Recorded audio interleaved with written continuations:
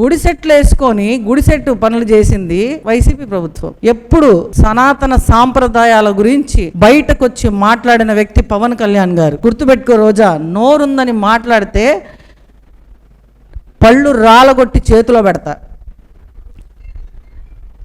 పవన్ కళ్యాణ్ గారిని అనే అర్హత నీకు అస్సలు లేదు. ఎవరిని పడితే వాళ్ళని మాట్లాడడానికి పడ్డానికి ఇక్కడ మేమేమి అమాయకులైతే కాదు. ఇంకొక మాట అనింది, భారతి గారు సంతోషంగా పండగను జరుపుకున్నారు, జగన్ గారు భారతి గారు. మరి ఈ భారతి అనే అడ్డగాడిద 5 ఏళ్ల ముందు ఎక్కడ పోయిందమ్మా? మేము అనకూడదు, నువ్వు అన్నదానికి నేను చెప్పాను. యస్మిన్ యథావర్తితవ్యయో మనుష్య తస్మిన్ తదావర్తితవ్యం స్వధర్మ. అంటే ఏ విధంగా అయితే ఒక వ్యక్తి మాట్లాడతాడో అదే విధంగా తనను మాట్లాడడమే ధర్మం అని ధర్మం చెప్తుంది. కాబట్టి మరి భారతి అనే అడ్డగాడిద వస్త్రానికి ఎందుకు రాలేదు? భారతి అనే అడ్డగాడిద ఎందుకు ఇన్ని రోజులు పూజలు చేయలేదు? భారతి అనే అడ్డగాడిద ఎందుకు ప్రసాదాలు కింద పాడేసింది? ఇవన్నీ మేము మాట్లాడగలం, అంతకంటే అద్భుతంగా మాట్లాడగలం. నోరుందని మాట్లాడితే తాట తీసి కూర్చోబెడతాం. ఇంకోటి ఏదో మాట్లాడింది మా అక్క.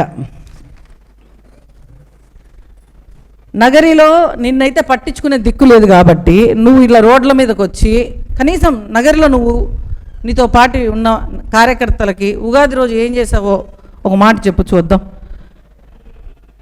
నగరిలో ఒక అడ్డగాడిద తిరుగుతూ ఉంది.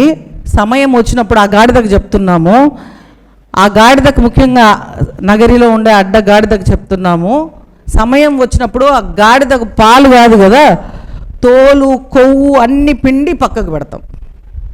పాలు పిండడం కాదు, పాలుతో సహా తోలు ఒలులో ఉండే కొవ్వు కూడా పిండేసి పక్కన పెడతామని ఈ సందర్భంగా తెలియజేసుకుంటున్నాను.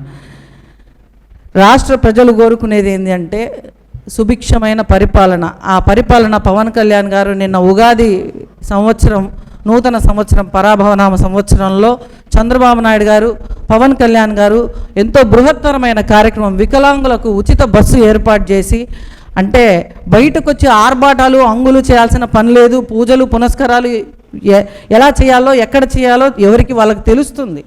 బయటకు వచ్చి 4 అక్షింతలు మొఖాన కొట్టుకొని లేదంటే తల మీద నీళ్ళు జల్లేసుకొని నేను పూజ చేసేసాను అని ఆర్భాటాలు చేయాల్సిన పని లేదు. పూజలన్నీ బయట పెట్టుకోవాల్సిన పని లేదు. రోజా, మీ అన్న ఇదే ప్రభుత్వంలో ఉన్నప్పుడు ఏం చేశాడు? ప్రభుత్వంలో ఉన్నప్పుడు ఎందుకు మీ అన్న కానీ మీ వదిన కానీ పాపం వచ్చి బయటకు వచ్చి పూజలు చేయలేదు? ఎందుకని? ఈరోజు వచ్చి గుర్తొచ్చిందా నీకు?